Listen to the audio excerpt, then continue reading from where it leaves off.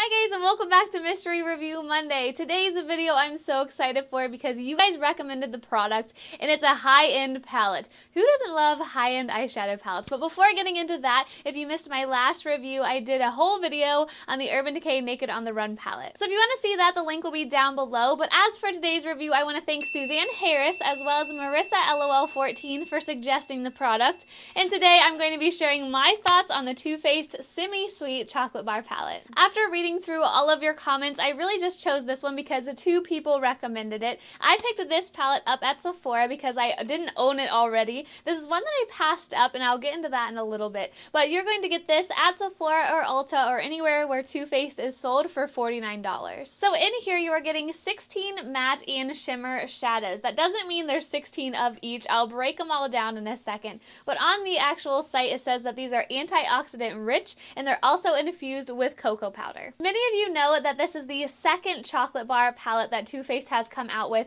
I do not own and have never owned the original, but this one is said to be a little bit warmer and deeper than the tones that are in that original one. My story with this is super funny because, like I said, I passed it up originally. I never tried this, I never had tried the original one, and I think that's just because I don't want to say I'm over neutral palettes, but I just already own so many, especially the Naked, all three of the Naked ones, that I just didn't feel like I needed another one. I did check this out multiple times in stores, and I just never felt like I had to go spend the $49 on it. I didn't feel like the shades were super unique or stuff that I didn't already have, but that is why I loved doing this review, because I probably would not have picked this up if it wasn't for you guys, and I've been really, really happy with it. Starting with the packaging, it reminds me a lot of the Naked 2 and the Naked 3. I'm sure if you've watched other reviews of this palette, they're probably saying the same thing. It's that almost like a metal material, but this is where it's different because I like how the Naked 2 actually snaps closed, and this does not do that. It has kind of a very weak magnetic closure, and the only thing that I wanted to compare it to was if you've ever tried a few of the smaller Too Faced palettes, it's like the exact same thing. If I was traveling with this, I wouldn't feel like it's going to get smushed, which I love, but I would throw a hair tie around it or something just to make sure it stays closed. When you open this up, you obviously get that beautiful, just wonderful smell of chocolate, and at first when I heard that this was coming out and it smelled like chocolate, I love me some chocolate, but I just didn't know if I would like my makeup or cosmetics to smell like that, and at first I definitely thought it was more of like a marketing thing, like, oh, come get this palette because it smells like chocolate, and it was different and everything, and I didn't really buy into it, but honestly, after using this for the past week, I've really fallen in love with it. And it smells like real chocolate too, which is just crazy to me. It does include a mirror, which is awesome, especially if you're using this on the go, but I just feel like it could be a little bit bigger, and I think they wasted a lot of space down here with like this writing and stuff, but if you hold this up to actually say the Naked 2, this is just a little bit wider. Like I did with the Naked on the Run palette, I'm going to go ahead and show you a photo and break down all of the colors for you. So like I said, you do get 16, and I'm going to begin with all of the matte shades. So all of the ones that you're getting that are completely matte are Licorice, Coconut Cream, Nougat, Truffled, Puddin, Peanut Butter, and Mousse. Hot Fudge, Blueberry Swirl, Frosting, Rum Raisin, Caramel, Bonbon, and Butter Pecan are all satins. A few of these are metallic shades, and I'll try to note those here, but I just feel like all of these names just make me so hungry. And last but not least, the two that are the most shimmery or glittery. When looking at these, I really felt like they had chunks of glitter in them, and these two are Cocoa Chili and Pink Sugar. Over the past week, these have been extremely easy to apply and blend. They're opaque, they're smooth, and I just feel like they all pretty much have that Too Faced quality that we're all looking for, and I feel like that's important with palettes. Some are hit or miss, and there are a couple in here that I'm going to touch on in a second that were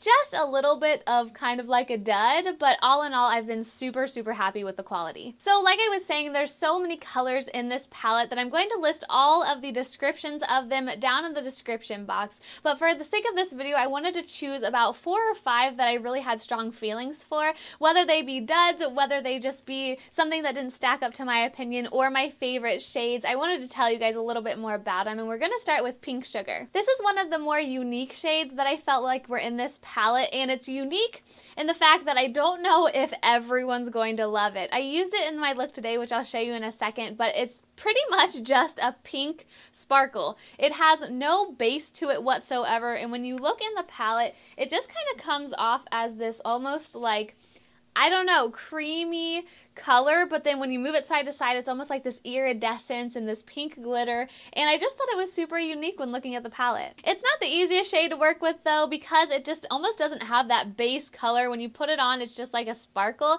and I think it's just my inner girliness, but I kind of liked it. I thought it was nice seeing something fun and different in a palette, but if you're one of those people who, you know, just hate sparkle and things like that, you're not gonna like this whatsoever. But I did put it around my tear duct today, and I just thought it was so girly and pretty, and I don't know, I liked it. What can I say? Moving on to Blueberry Swirl. As you can tell, this is like the most fun color in the palette, and I was really excited to give it a try. And I love blue shadow every now and again. I feel like it pairs well with my blue eyes, but I was pretty let down by this. In a swatch, it was kind of muted, and it didn't have that nice bright blueberry color that I expected. And I just felt like if I wanted that blueberry color to show up on my eyes, I would have to use a base. And that just like, I don't know. I feel like if it's the blue color in the palette, I want that blue color to show up on my eyes, and that really wasn't the case with this color. These two down here were definitely standouts in my opinion, and that's Caramel, which is a perfect just gold color. Like if you like gold shadow on your eyes, this caramel color is going to be totally for you.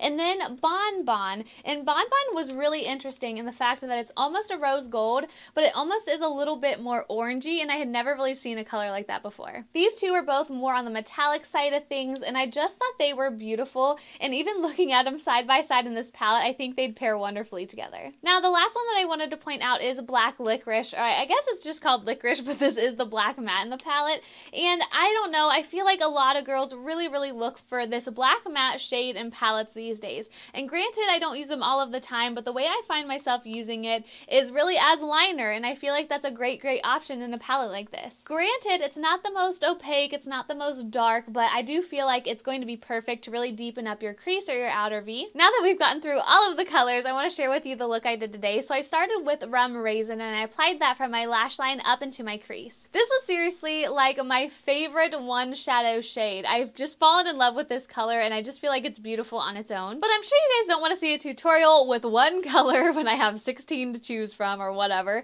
So I went ahead and went into Truffled. This was a beautiful, almost medium toned matte brown, and I feel like it blended so well up into my crease. I then went into that pink sugar shade, and I just applied this near my tear duct. I blended it up a little bit and just added it very slightly on my lower lash line toward the inner corner.